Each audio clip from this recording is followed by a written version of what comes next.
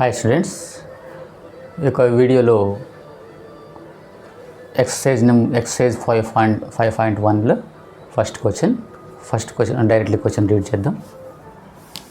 Check whether the following are quadratic equations. అంటే కొన్ని equations ఇచ్చారు, ఆ ఈక్వేషన్స్ అవి క్వాడ్రాటిక్ ఈక్వేషనా కాదా అనేది మనం చెక్ చేయాలి. ఏ విధంగా చెక్ చేయాలో చూద్దాం.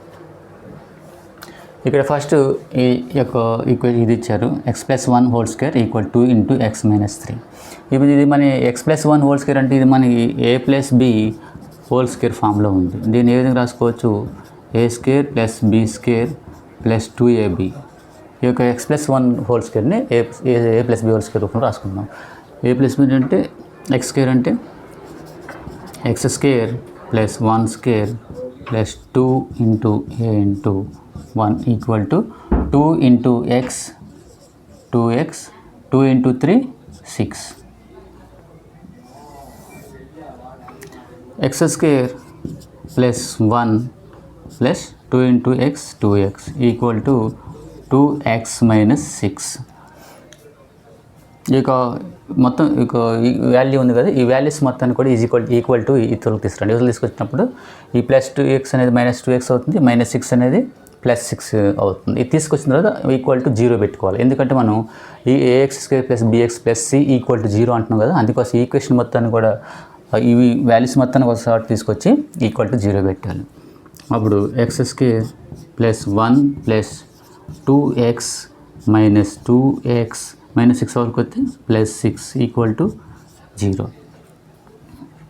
దీన్ని సింప్లిఫై +2x - 2x క్యాన్సిల్ అవుతుంది, మిగిలింది x² + 1 6 ఎంత 7 = 0. ఇది క్వాడ్రాటిక్ ఈక్వేషనా కాదా?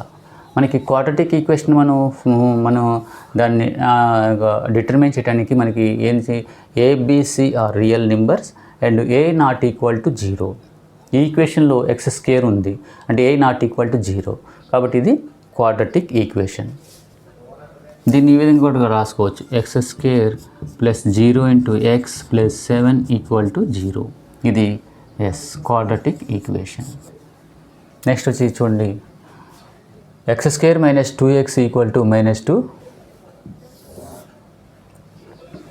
దీన్ని simplify x² - 2x = -2 × 3 -6 -2 × -x + 2x. దీని మొత్తాన్ని వాల్యూస్ మొత్తాన్ని తీసుకొస్తే ఈ యొక్క వాల్యూస్ ఈ యొక్క సింబల్ చేంజ్ అవుతుంది.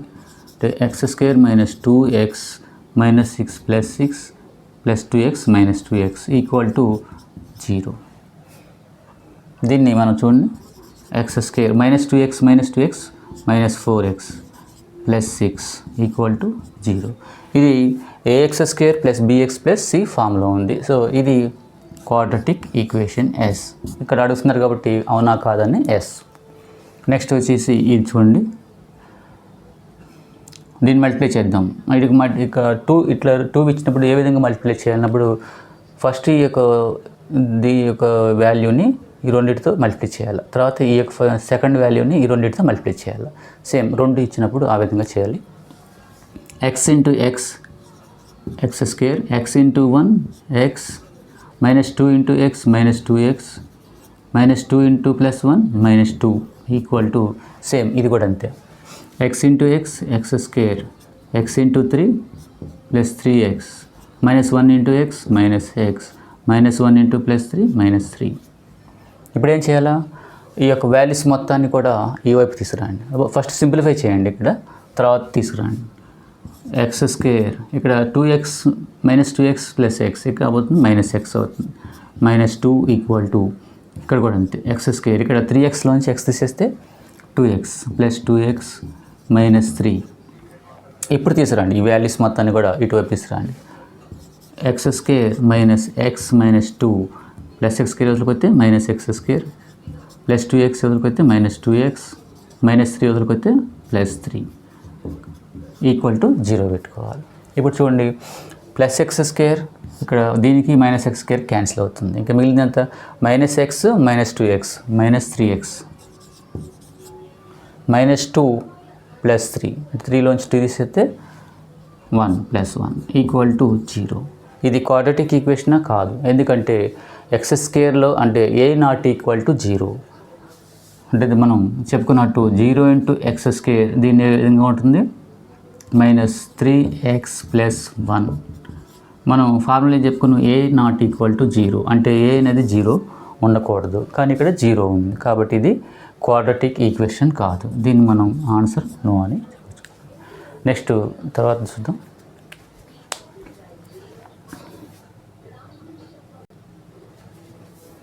ఇంకా ఫోర్త్ క్వశ్చన్ వచ్చి x - 3 into 2x + 1 equal to x into x + 5. మనం వీటితో మల్టిప్లై చేద్దాం. ఎక్స్ని ఫస్ట్ దీంతో రెండింటితో మల్టిప్లై చేసి తర్వాత -3ని x into 2x square x into +1 x -3 into 2x -6x -3 into +1 -3 equal to ఇది కూడా అంతే x into x square x into 5x. ఇప్పుడు సింప్లిఫై చేద్దాం దీన్ని first. 2x square plus X 6 అంటే 6xలోంచి x తీసేస్తే -5x -3 equal to x square plus 5x. ఇప్పుడు ఈ వాల్యూస్ మొత్తాన్ని కూడా ఇటు తీసుకురండి, ఈక్వల్ టు ఇటు సైడ్ తీసుకురండి. అంటే 2x square -5x -3 plus x square వదిలిపోతే -x స్క్వేర్ ప్లస్ 5x వదిలిపోతే -5x దాన్ని ఈక్వల్ టు 0 పెట్టుకోవాలి.